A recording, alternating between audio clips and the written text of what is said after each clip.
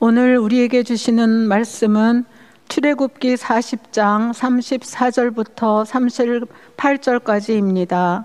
그때에 구름이 회막을 덮고 주님의 영광이 성막에 가득 찼다. 모세는 회막에 구름이 머물고 주님의 영광이 성막에 가득 찼으므로 거기에 들어갈 수 없었다. 이스라엘 자손은 구름이 성막에서 거치면 진을 거두어 가지고 떠났다. 그러나 구름이 거치지 않으면 거칠 때까지 떠나지 않았다. 그들이 길을 가는 동안에 낮에는 주님의 구름이 성막 위에 있고 밤에는 구름 가운데 불이 있어서 이스라엘 온 자손의 눈앞을 밝혀 주었다. 이것은 주님의 말씀입니다. 우리는 지난 3개월 동안 출애굽기를 읽고 묵상해 왔습니다. 그동안 여러분은 출애굽기 묵상을 통해서 어떤 은혜를 입으셨는지요? 저로 말하자면 매일 해설과 묵상을 쓰면서 그리고 그 말씀을 근거로 해서 매주일 설교를 준비하면서 큰 은혜를 입어왔습니다. 교우님들도 그렇게 느끼신다면 저로서는 더 큰 기쁨이 없을 것입니다. 그동안에 저는 출애굽기라고 하는 큰 숲에서 중요한 지점들을 주목해 보면서 말씀을 드렸습니다. 오늘은 출애굽기 마지막 설교로서 출애굽기라고 하는 숲 전체를 통해서 우리에게 울려 퍼지는 중요한 메시지에 관심을 가지려 합니다. 출애굽기 묵상을 마치면서 우리 마음에 새겨야 할 중요한 메시지가 있다면 크게 세 가지로 정리할 수 있습니다. 첫째, 이 책에서 우리가 가장 먼저 들어야 할 메시지는 세상은 망가져 있고 삶은 어렵다라는 것입니다. 출애굽기는 이집트 왕이 제국 내에서 이민족들이 불어나는 현상에 대해서 위협을 느끼는 이야기로 시작을 합니다. 그는 히브리 민족이 정도 이상으로 불어나 미래에 문제가 될 수 있다고 판단하고 그들을 제어할 대책을 찾죠. 그는 토목공사에 히브리 백성들을 동원하는 방식으로 억압을 하다가 실효성이 없자 유아 살해라고 하는 야만적인 정책을 동원합니다. 한 권력자의 횡포 아래서 히브리 사람들은 숨죽여 살며 희생을 감당해야 했습니다. 이것은 우리가 사는 이 세상이 망가져 있다고 하는 사실을 보여주는 극단적인 예입니다. 사실 세상이 망가져 있는 것이 아니라 사람들이 망가져 있는 겁니다. 망가진 사람들이 어울려서 살다 보니 세상이 망가진 것이지요. 사람마다 망가진 정도가 다릅니다. 심하게 망가져 있는 사람에게 정도 이상의 권력이나 돈이 주어지면 그 한 사람으로 인해서 세상은 뒤죽박죽이 되어버립니다. 우리는 그러한 현실을 가정에서, 직장에서, 교회에서 혹은 국가적인 사건에서 자주 보게 되지요. 모두가 어느 정도는 망가져 있기 때문에 산다는 것은 기본적으로 어려운 일입니다. 우리 개인적인 한계 때문이기도 하고요. 태어난 가정 환경 때문이기도 합니다. 상처난 사람들과 더불어 살아가야 하는 상황 때문이기도 합니다.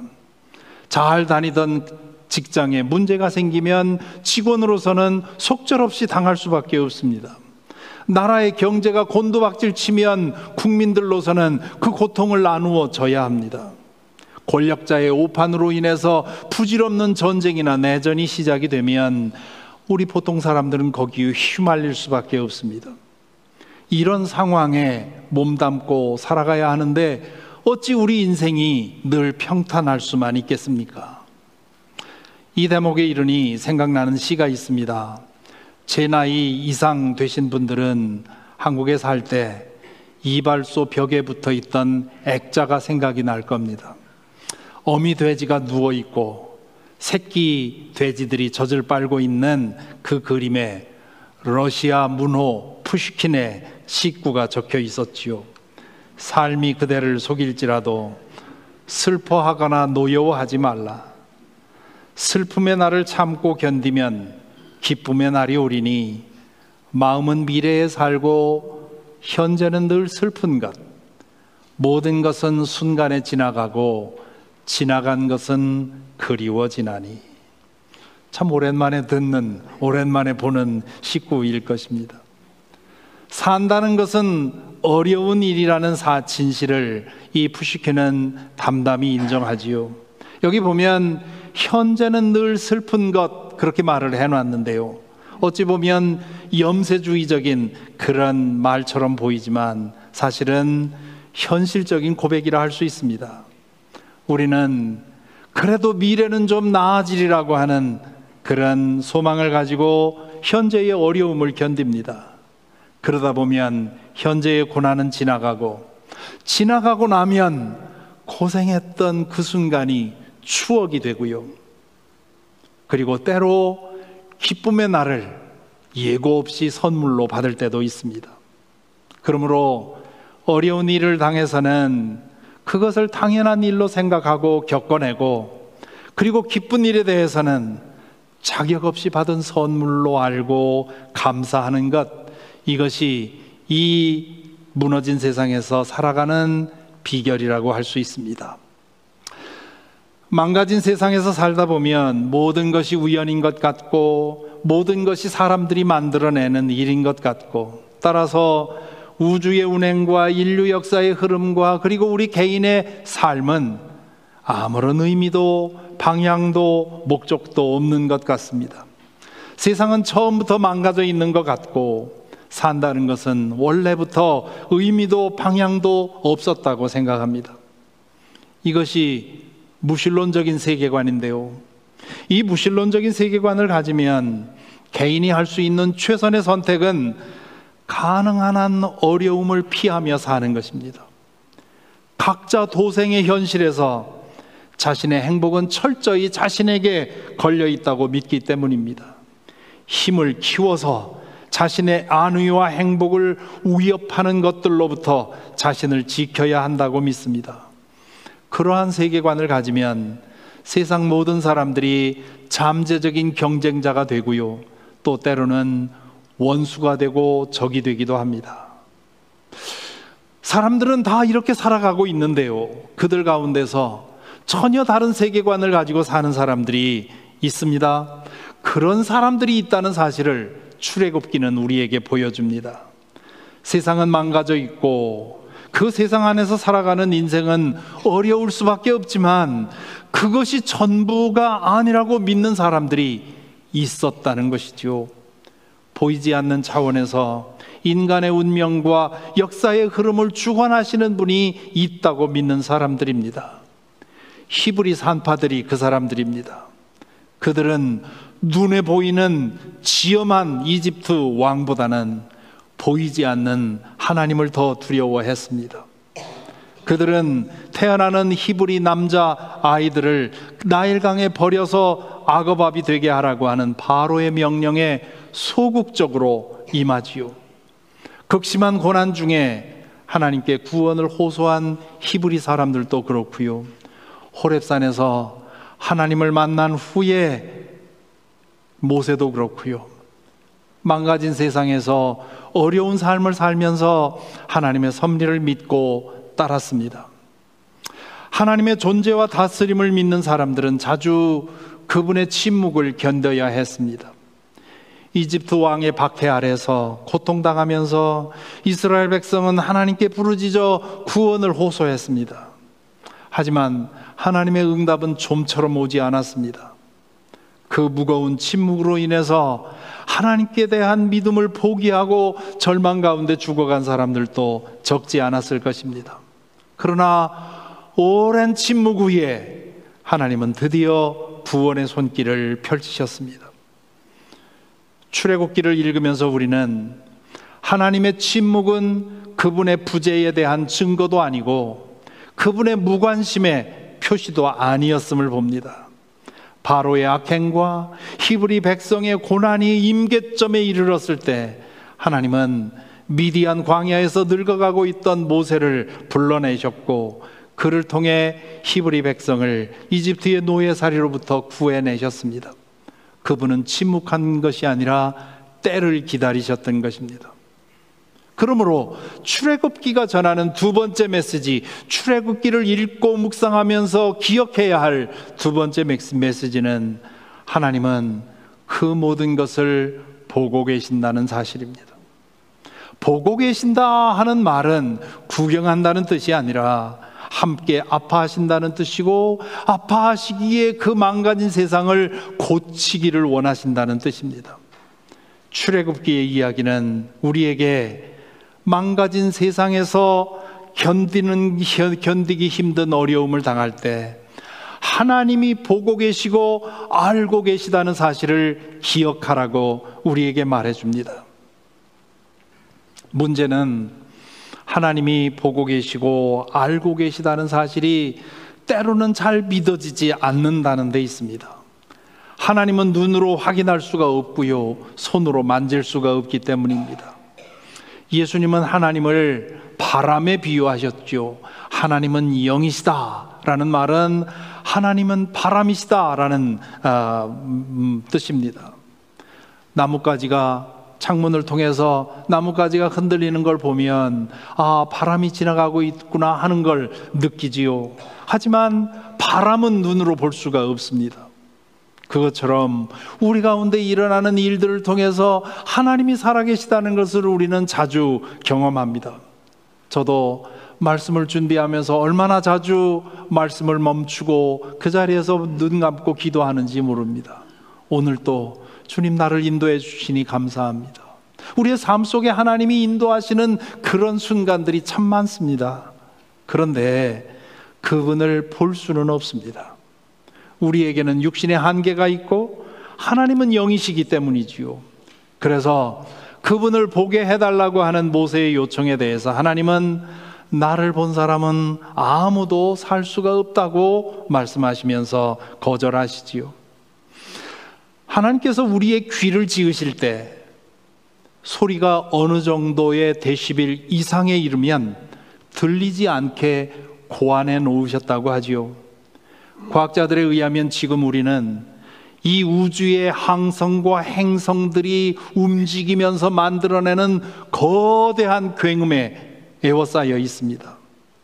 우리의 귀가 단 0.1초라도 그 굉음에 노출되는 순간 우리는 그 충격에 우리의 몸은 산산조각 난다는 거죠.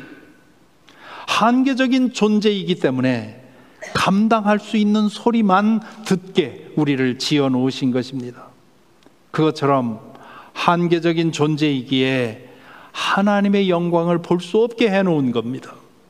그것은 불평할 일이 아니라 감사할 일이지요.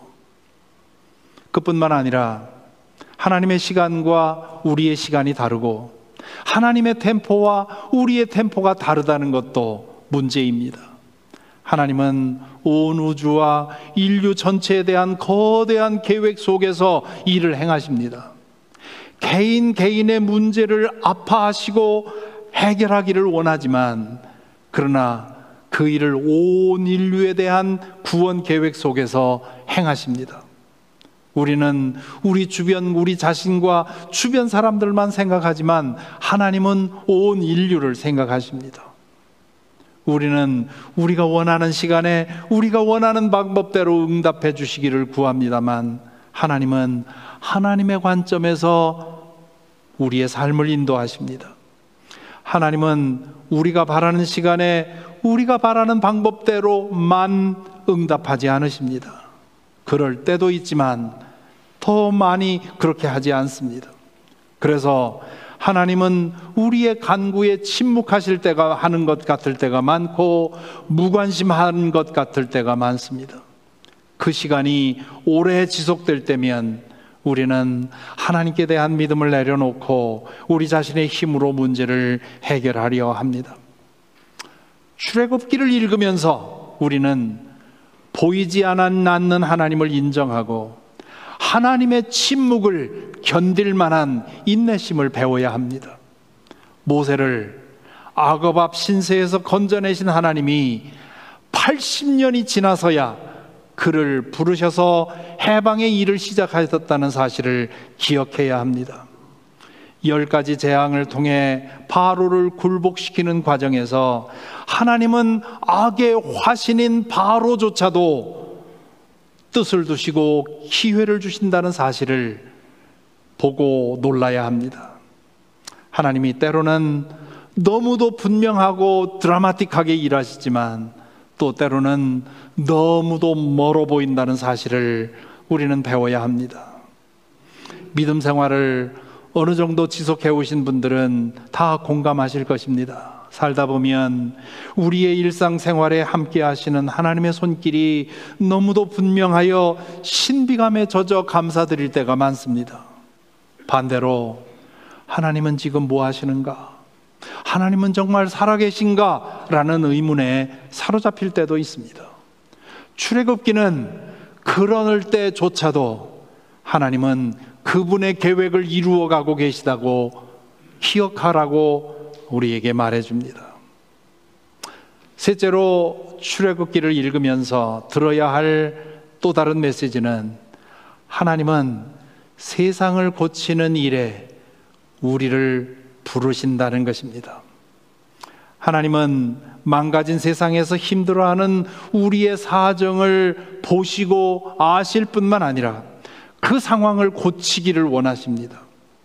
이스라엘 백성을 이집트의 노예살이로부터 구원해내신 것처럼 망가진 세상에서 우리를 구원해내십니다. 그것을 우리는 구원이라고 부르지요. 앞에서 말한 것처럼 세상이 이렇게 망가진 것은 사람들이 망가졌기 때문입니다. 요즘 이 망가짐의 형상을 너무도 자주, 너무도 놀랍게 우리는 보고 있습니다.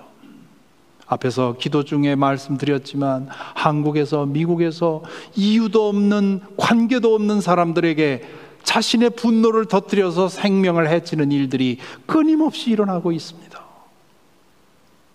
세상이 얼마나 망가졌고 얼마나 각박해졌는지를 보게 하는 예입니다. 의인은 없다, 한 사람도 없다는 말씀에서 보듯 망가지지 않은 사람이 없습니다. 그래서 하나님은 사람의 망가짐을 고쳐서 망가진 세상을 고치려 하십니다. 그래서 그분은 당신의 존재를 인정하고 도움을 구하는 사람들을 찾으십니다. 세상의 구원은 한 사람의 구원으로부터 시작해야 하는 것이기 때문입니다. 사람이 이렇게 망가진 이유는, 그 근원적인 이유는 하나님과의 관계가 깨어진 데서 있습니다. 하나님에게 등짐으로 인해 우리에게 주어진 하나님의 형상이 깨어졌고 하나님의 사랑에서 멀어졌습니다. 그로 인해 인간은 하나님 없는 영원한 멸망의 운명에 내던져졌습니다.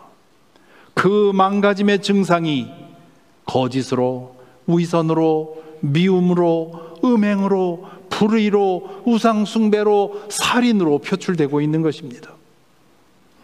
이집트에서 노예로 살던 이스라엘 백성은 그들 스스로의 힘으로 자유를 얻을 수 없었습니다. 이집트 왕의 서슬퍼런 전횡에 시달리면서 하루하루 목숨을 부지하는 것이 그들이 할 수 있는 최선이었습니다. 마찬가지로 우리의 망가짐은 우리 스스로 고칠 수가 없습니다. 하나님은 모세를 보내어 스스로 구원할 수 없는 이스라엘 백성을 노예살이로부터 구원한 것처럼 당신의 아들을 보내어 스스로 구원할 수 없는 우리를 근원적인 망가짐으로부터 구원해 주셨습니다. 그분의 보혈의 공로로 하나님의 사랑을 되찾고 성령의 능력으로 거듭나 깨어진 하나님의 형상을 회복하게 하셨습니다. 물론 예수 그리스도 안에서 거듭났다고 해서 인생의 모든 문제가 그 순간 해결되는 것은 아닙니다. 하나님의 자녀로 거듭난 사람도 여전히 질병과 사고에 노출되어 있고 실수와 오판과 유혹의 가능성을 가지고 있습니다. 지진이나 해일, 홍수나 산불이 일어나면 거듭난 사람들도 똑같이 고난을 나누어져야 합니다. 원치 않는 전쟁이나 내전이 일어나면 우리도 속절없이 당해야 합니다.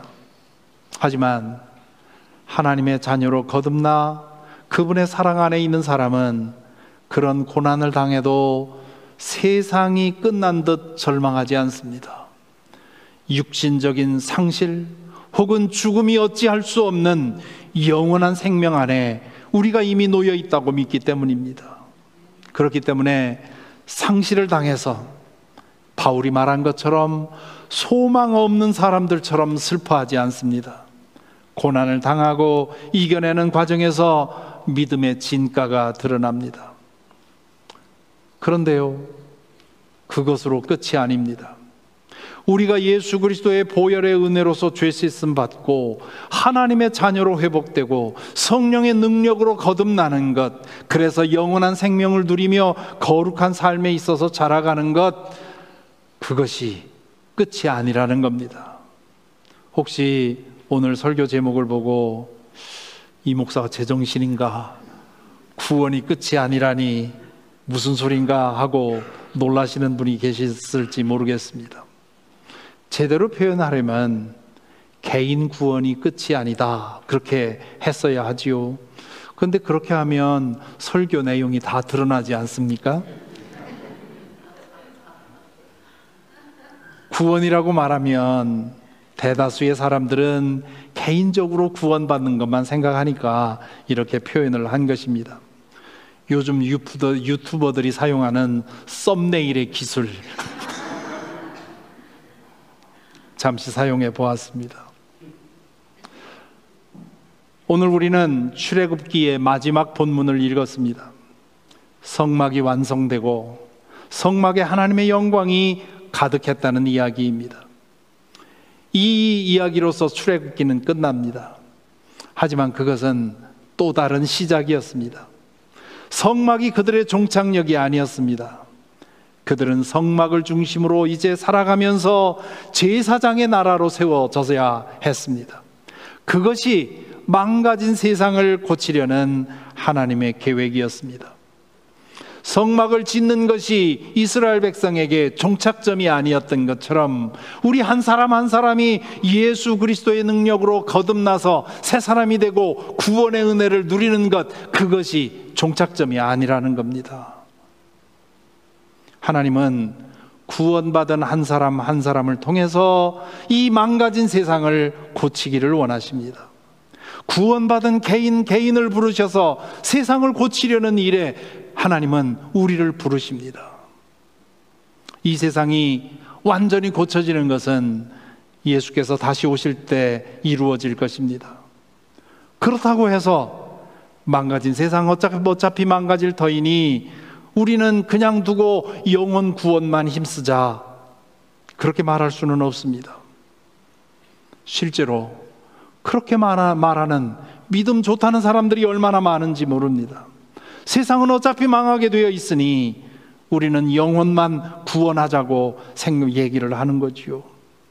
그것은 이사할 계획을 세워놓고 비가 새고 화장실에 물이 안 내려가는 것을 그냥 두고 사는 것과 마찬가지입니다. 이사할 때 하더라도 고칠 것은 고치고 살아야지요. 이 세상의 망가짐은 예수께서 다시 오실 때 온전히 고쳐질 것입니다.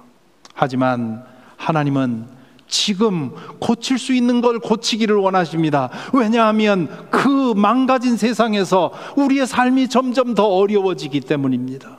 그래서 자녀로 회복된 사람들이 세상을 고치려는 그분의 일에 참여하기를 원하시는 것입니다. 주님께서 우리에게 주신 중요한 명령은 크게 두 가지입니다. 하나는 내 이웃을 내 몸과 같이 사랑하라는 것이고요, 다른 하나는 세상 끝까지 복음을 전하라는 것입니다. 앞에 것은 가장 큰 계명이라는 이름으로 불리고 뒤에 것은 가장 큰 사명이라는 이름으로 불립니다. 이름도 다르고 내용도 달라 보이지만 근본적으로는 동일한 겁니다. 망가진 세상을 고치기 위해 사람들이 고쳐질 수 있도록 복음을 전하라는 겁니다. 복음을 통해 망가진 인생들이 고침받게 하면 그들로 인해서 세상의 망가짐이 줄어들 것이기 때문입니다. 그것이 우리가 선교하고 전도하는 이유입니다. 지난 주간에 우리 교회 청년 12명이 웨스트버지니아의 필리피에 가서 봉사활동을 하고 돌아왔습니다. 망가짐의 증상 가운데 하나인 가난의 고통을 추려주려는 노력입니다. 올해는 탐색만 하고 온 셈인데요, 앞으로 필리핀을 마음에 품고 더 많은 일을 했으면 좋겠습니다. 우리 교회는 지난 7년 동안 디어파크 엘리멘터리 스쿨에 결식아동 20여 명을 도와왔습니다. 9월부터는 이 근처에 있는 데니엘스 런 엘리멘터리 스쿨에 150명 학생의 주말 급식을 도울 것입니다. 이것도 역시 망가짐의 외적 증상인 가난의 고통을 덜어주려는 것입니다. 그렇게 망가짐의 근원적인 망가짐의 외적 증상들을 조금씩이라도 늦추어 주면서 결국 복음을 전해서 그들의 근원적인 망가짐이 해결되게 하는 것, 그것이 우리가 힘쓰려는 일입니다.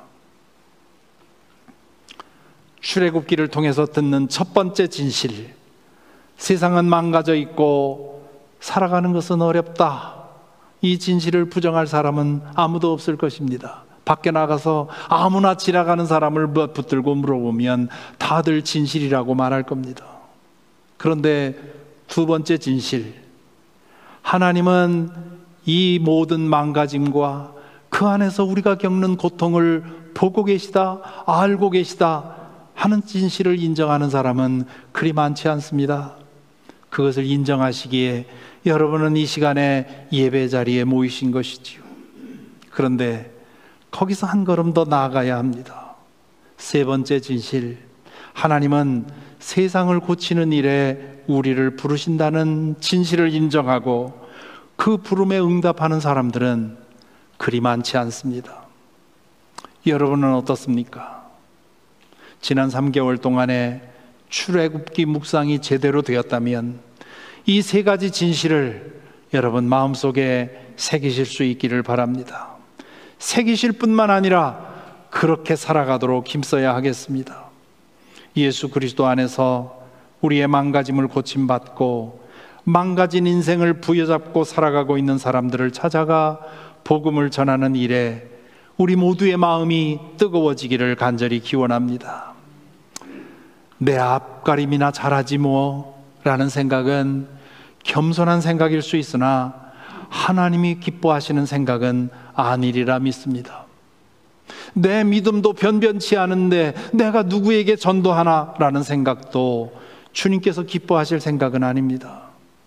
하나님의 자녀로 회복되고 거듭남에 대한 감사가 있다면 하나님의 사랑을 알지 못하는 이들, 그래서 그 여러 가지의 망가짐을 붙들고 힘써 고통받고 있는 사람들을 찾아가서 그들에게 그 망가짐을 고치는 길을 알려주는 것, 그것은 마땅한 일이라고 믿습니다. 망가진 세상을 고치겠다는 목적으로 어떤 사람은 전쟁을 일으키고 어떤 사람은 혁명을 일으킵니다. 어떤 사람은 권력을 잡기 위해 분투하고요, 어떤 사람은 큰 돈을 벌어서 세상을 고쳐보겠다고 말합니다. 지난 역사 가운데 그런 사람들 가운데 세상을 고치는 일에 유익한 공헌을 한 사람은 극소수에 불과합니다. 절대 다수는 오늘 세상을 이 지경으로 만들어 놓은 것입니다. 망가진 세상을 고치는 유일하고도 가장 확실한 길은 내가 먼저 예수 그리스도 안에서 진실하게 죄의 문제를 해결받고 하나님의 자녀로 회복되어 온갖 망가짐의 증상을 내 안에서부터 해 고치는 일입니다. 성령의 능력 안에서 진정으로 거듭나 새 사람으로 살아가야 합니다. 동시에 자신의 망가짐이 어디에서 온 것이고 자신이 얼마나 망가져 살아가는지를 인식하지 못하고 하나님 없이 살아가는 사람들에 대한 극진한 긍휼함을 가지고 그들에게 복음을 전해야 할 것입니다. 망가진 세상을 고치기 위해서는 망가진 인간성을 고쳐야 하고, 망가진 인간성을 고치는 가장 중요한 이유는 하나님과의 관계에서 오는 죄의 문제를 해결하는 것, 그것은 예수 그리스도의 복음에만 가능한 일이기 때문입니다. 부디 저와 여러분, 우리 모두가 이 세 가지 진실을 마음에 품고 성령의 능력 안에서 우리 자신의 망가짐을 고침받고, 그리고 망가진 세상에 대한 하나님의 수리 작업에 선교와 전도로, 그리고 우리 각자의 삶에 있어서 선행과 전도로 참여할 수 있게 되기를 간절히 기원합니다. 기도하겠습니다. 이제 함께 기도할 때 주님께서 우리의 믿음을 새롭게 해주시기를, 혹은 우리에게 참 믿음 주시기를 기도하십시다. 온전히 거듭나 새 사람으로 살아가게 해달라고 기도하십시다. 우리에게 아직도 남아있는 망가짐의 여러 증상들 고쳐달라고 기도하십시다. 매일 거룩함에 있어서 자라가게 해달라고 기도하십시다. 그리고 하나님 없이 살아가는 이들에게 복음을 전할 열정과 용기를 달라고 기도하십시다. 복음으로 이 세상의 망가짐을 고치시려는 주님의 소원을 마음에 품고 그분의 일에 참여하게 해달라고 우리 함께 기도하겠습니다.